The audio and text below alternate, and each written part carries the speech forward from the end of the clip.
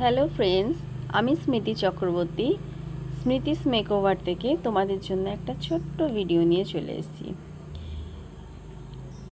আমার makeup client হচ্ছে অঙ্কিতা। খুব মিষ্টি একটা মেয়ে। ও দুদিনে দুটো লুক চেয়েছিল, বিয়ে রিসেপশন। তো দেখো তোমাদের কেমন লাগে।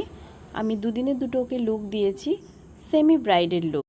যদি তোমাদের ভালো লাগে চ্যানেলটাকে একটু সাবস্ক্রাইব করে দিও, যাতে আমি আরও তোমাদের ভিডিও দিতে উৎসাহিত হই।